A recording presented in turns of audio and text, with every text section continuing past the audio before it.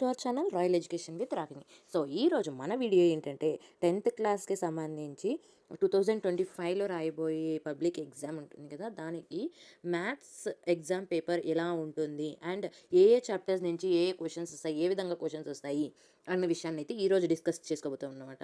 అదేనండి, అంటే మ్యాథ్స్ యొక్క మాట పబ్లిక్ ఎగ్జామ్ యొక్క blue prints and model papers అనేవి డిస్కస్ చేసుకోబోతున్నాం మ్యాథ్స్ సబ్జెక్ట్ సంబంధించి. సో ఇలాగనే ఆల్రెడీ ఇంకా మిగతా సబ్జెక్ట్స్ కూడా మనం వీడియోస్ చేయడం జరిగింది. బ్లూ ప్రింట్స్ కావచ్చు, మోడల్ పేపర్స్ కావచ్చు, ఇవి ఆల్రెడీ వీడియోస్ చేయడం జరిగింది మిగతా సబ్జెక్ట్స్ కూడా. సో ఎవరైనా వీడియోస్ చూడని వాళ్ళు ఉంటే వెంటనే మన ఛానల్ లింక్లో ఉంటుంది, వెళ్ళి చూసేయండి వీడియోని. సో వీడియోకి వెళ్ళే కంటే ముందే ఫస్ట్ టైం మన ఛానల్ని విజిట్ చేసినట్టయితే ప్లీజ్ సబ్స్క్రైబ్ చేయండి. సబ్స్క్రైబ్ బటన్ పక్కన ఉన్న బెల్ ఐకాన్ అయితే ఆల్లో ఉంచుకోండి. అండ్ అలాగే మీరు ఈ వీడియో పూర్తిగా స్కిప్ చేయకుండా చూసి మీకు ఈ వీడియో నచ్చినట్టయితే లైక్ చేయండి, షేర్ చేయండి. అలాగే ఏమైనా డౌట్స్ ఉన్నట్టయితే కామెంట్ చేయండి, నేను రిప్లై ఇవ్వడానికి ట్రై చేస్తానమాట. So let's go to the video. And ఇక్కడ చూసినట్టయితే blueprint model papers of SSC public examinations for the academic year 2024 and 25 అనమాట. సో ఇది ఇది కూడా ఏ సబ్జెక్ట్ సంబంధించి SSC public examinations mathematics. So mathematics సంబంధించి ఈరోజు చూడబోతున్నాం అనమాట.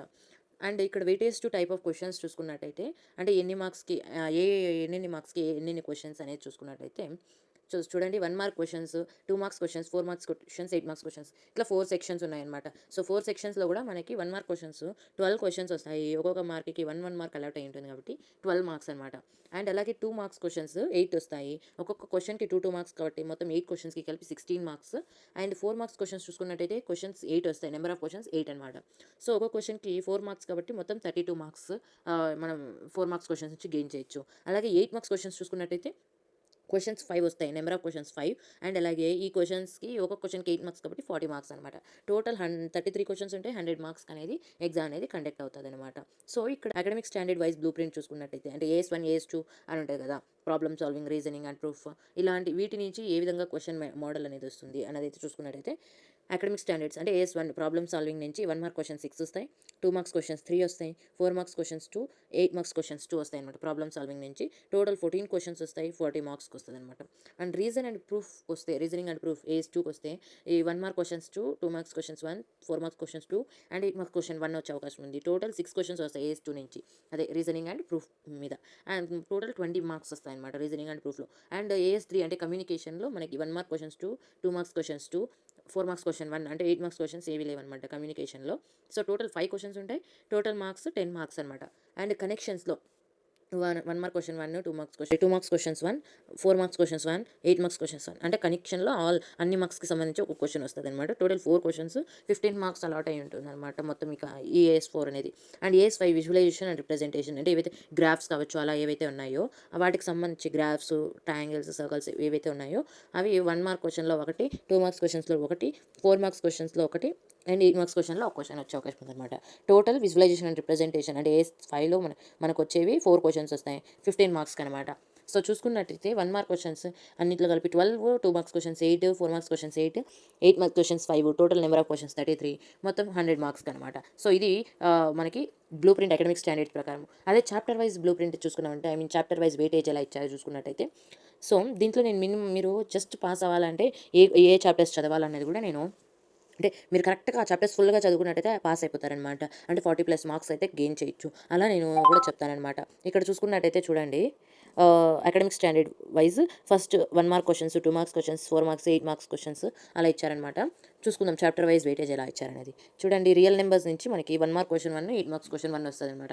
అంటే 2 మార్క్స్ అండ్ 4 మార్క్స్ క్వశ్చన్స్ రావు ఏది రియల్ నెంబర్స్ నుంచి. మొత్తం టోటల్ 9 మార్క్స్ వచ్చే అవకాశం ఉంది.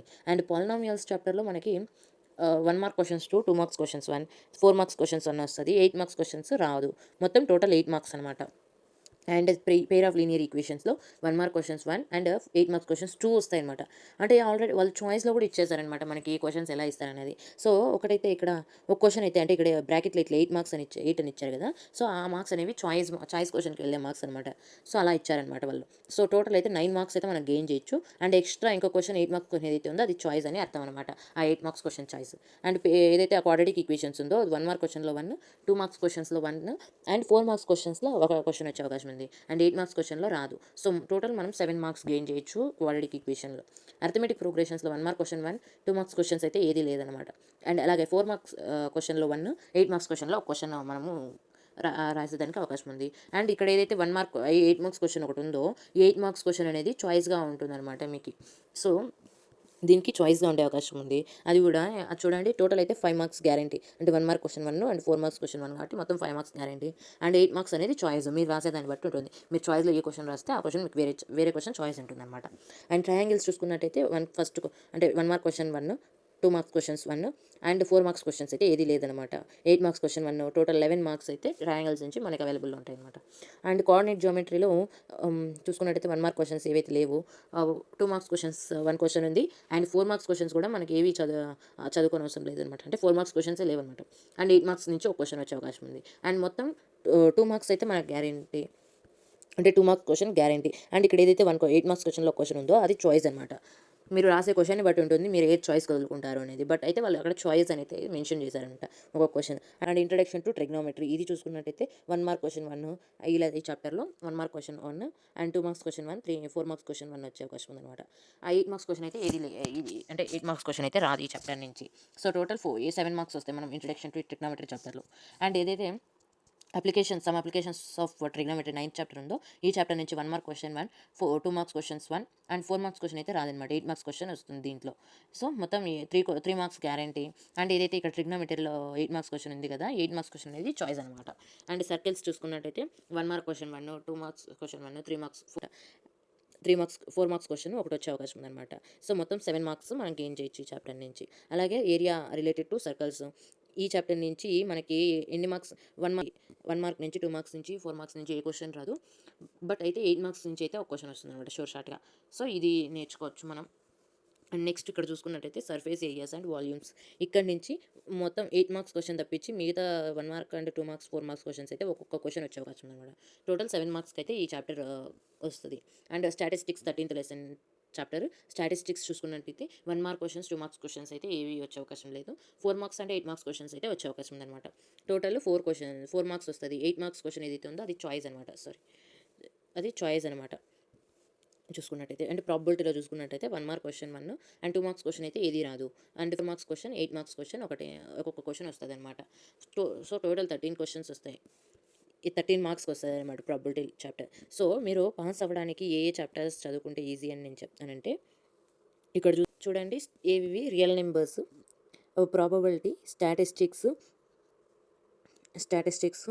అండ్ అలాగే పెయిర్ ఆఫ్ లీనియర్ ఈక్వేషన్స్ ఈ chapter and some applications of trigonometry ఈ చాప్టర్.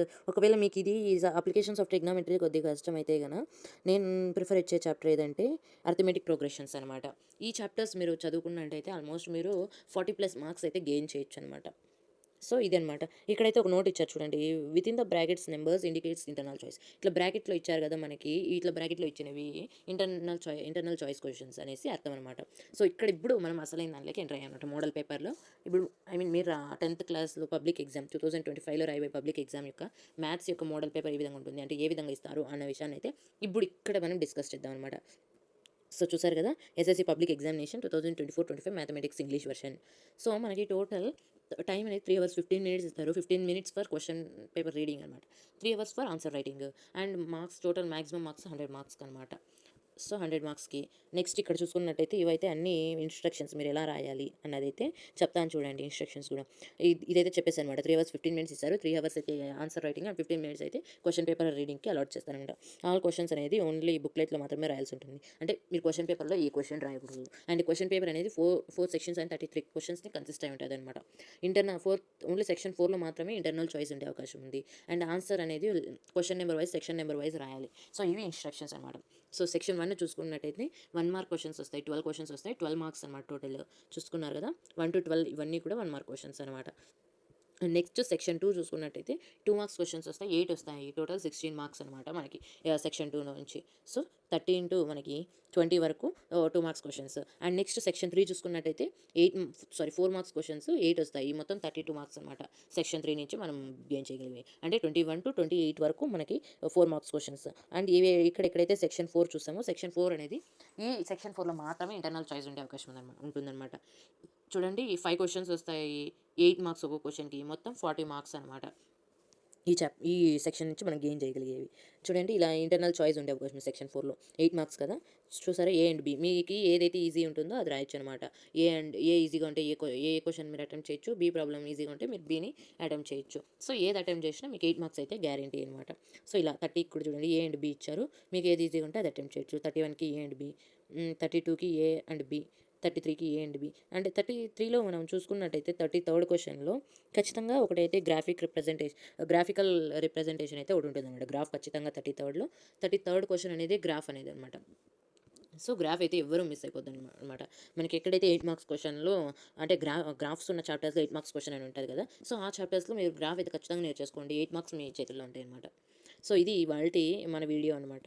మీకు ఇంకా ఏవైనా ఎలాంటి వీడియోస్ చేయాలి అన్నది ఆహ్, మీకు ఎలాంటి వీడియోస్ కావాలనేది కమెంట్ బాక్స్‌లో పోస్ట్ చేస్తే నేను అలాంటి వీడియోస్ చేయడానికి ట్రై చేస్తాననమాట. సో ఈ వీడియో మీకు నచ్చినట్టయితే ప్లీజ్ సబ్స్క్రైబ్ చేయండి. సబ్స్క్రైబ్ బటన్ పక్కనే ఉన్న బెల్ ఐకాన్‌ని క్లిక్ చేసి ఆల్‌లో పెట్టుకొని, అలాగే మీకు ఈ వీడియో నచ్చినట్టయితే లైక్ చేయండి, షేర్ చేయండి. అలాగే మీకు ఏమైనా డౌట్స్ ఉన్నట్టయితే కామెంట్ చేయండి. Thank you for watching.